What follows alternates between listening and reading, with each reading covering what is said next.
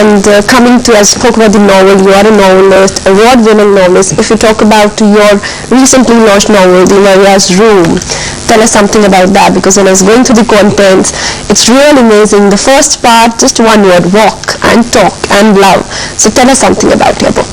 That was just an idiosyncrasy, because the first part has got, the chapter headings are all one word. The second part has got two words, and the third part is three words. Why so?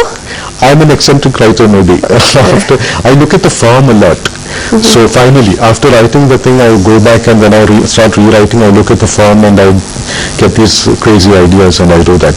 But it's interesting, this writing of Maria's Room is interesting because I was working on another novel earlier which was set in Kerala.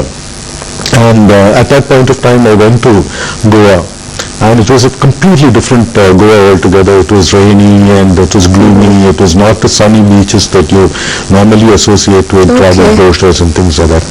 And then as we were getting in the car, we were trying to negotiate our way through the water. And suddenly realized that there was this couple sitting behind us, completely silent, very tense. So the tension got to me, and immediately some sort of a spark ignited, and I thought maybe there is a story in it. So I kept aside that poor novel which is waiting for me to write it, and this one took over. Maria's Room took over. And that's how it sort of almost wrote itself. It was a very intense few days when I started writing that novel. In fact, I've just been to Goa 2 weeks, two different times, 1 week each. And so people keep asking me, how do you get this atmosphere, the mood, the geography? And that too mere 10-15 days. Yes. So that's because Goa sort of really enters you, and even when I'm back in Chennai, that feeling is there. So it keeps me going.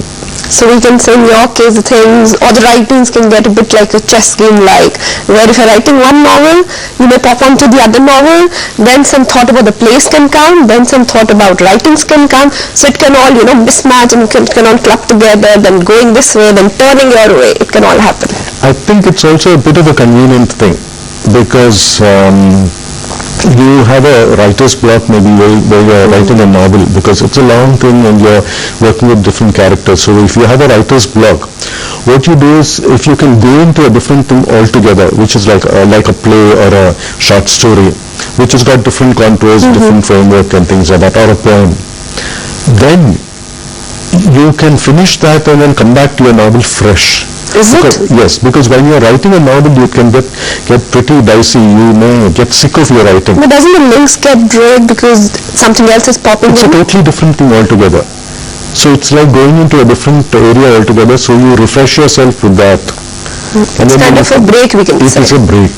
And when you come back, you're completely sort of refreshed and happy, and so you can, otherwise you get sick of your words, you try and change it, you know there's something wrong, you don't know how to change it, finally you say, I'm not going to write this novel. So instead of that, if you have something totally different to go back to, then come back, then you're sort of invigorated and refreshed. And you are the great-great-grandson of Raja Ravi Verma. He was a brilliant Indian painter. Yes. He used to play with the images and you play with the words. Any kind of influence about his paintings in your work? Art has always been a very, I think all art sort of permeates you. In the sense, I always tell my students that it's like a violin, and you have various strings on the violin and it's all mute. But when the bow is drawn along those strings, each string produces a different note. Some of them remain mute because you don't touch it. So it's like that. I think we all have all these facets within us. It may come out as poetry, it may come out as a novel or painting or music. So all of it is within us. Maybe it's the circumstances, the upbringing, the interest, the passion that has developed at a young age. And somehow it's interconnected. It is interconnected. So you will find that suddenly you'll find that when you're talking to a novelist, you'll find that he's a secret painter. Because he also goes back and in his imagination we can say he's painting images and which is actually penning down on paper. Absolutely. I think a few reviewers have said that about Maria's Room, that it's got an artist's touch or a painter's brush has been used and things like that. So that's a visual quality that you bring, a richness that is there. And the family has always been producing one of the, we had a musician, Swati Tirunal, who was one of the dons of Indian composers, South Indian Carnatic music composers. So there's a bit of music in us, there's a bit of art.